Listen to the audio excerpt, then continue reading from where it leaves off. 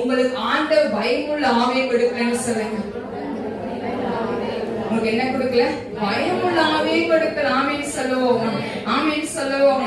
Doctor என்ன வேணா சொல்லட்டும், மனுஷன் என்ன வேணா சொல்லட்டும், ஏன் உங்களை நல்லா புரிந்து கொள்கிறவர்களே என்ன வேணா சொல்லட்டும், ஆனா உங்களை படைத்த ஆண்டவர் உங்களை பார்த்தோன்னு சொல்லுகிறான், ஆச்சரியமான காரியத்தை நான் உன் வாழ்க்கையில நான் செய்வேன்னு சொல்லுகிறான்.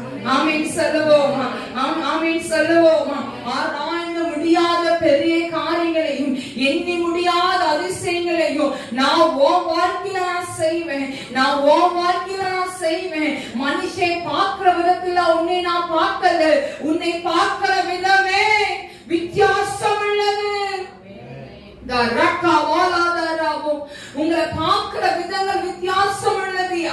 நீங்க கையின் பிரயாசத்தை கர்த்தர் ஆசீர்வதிக்கிறவரா இருக்கிறார்.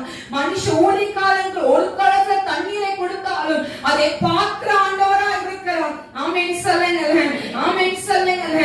ஆலயம் இல்லாத இருந்த நேரத்துல ஆலயத்தை கொடுத்து நிறுத்தி வைத்த ஆண்டவருக்கு தெரியாதா உங்களை எப்படி ஆசீர்வதிக்கணும் உங்களுக்கு தெரியாதா? உங்கள் தலையை நிமிர செய்கிற ஆண்டவர்.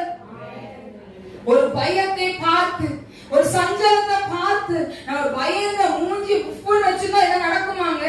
ஒண்ணும் இல்ல. பிசாசுக்கு சவால் விடுகிற சந்ததியா எழும்பணும். ஆமென் சொல்லுவோம், ஆமென் சொல்லுவோம். நீங்க ஒவ்வொரு உட்கார்ந்து அழுது கொண்டு இருந்தீங்க அப்படின்னா அவன் அங்க பார்த்து சிரிச்சு கொண்டு இருப்பான். என்ன சொல்லி சிரிப்பான்? உட்கார வச்சுட்டேன் அவனை உட்கார வச்சுட்டேன் அப்படின்னு சொல்லி என்ன பண்ணுவான்? யாரோட சன்னிதானத்துல போய் சொல்லுவான்? இயேசுவின் சன்னிதானத்துல போய் சொல்லுவோம், நான் உட்கார வச்சுட்டேன் பாரு அப்படின்னு சொல்லுவோம். இனி ஆண்டவருடைய பிள்ளையா இருக்கிற நீங்கள் எழுந்து நில்லுங்கள், எழுந்து நின்று பிசாசின் பிடியில் இருக்கிற உங்களை பிசாசின் தந்திரங்களுக்குள் விழுந்து போகாதபடி அந்த இடத்துல எழுந்து நில்லுங்க பார்ப்போம். அவன் உங்களுக்கு என்ன பண்ணுவான்? ஓடி போவான். ஆமென் சொல்லுவோம், ஆமென் சொல்லுவோம். இது முதல் விஷயம், பயப்படுறாங்க, பயம் சூழ்ந்து இருக்கு.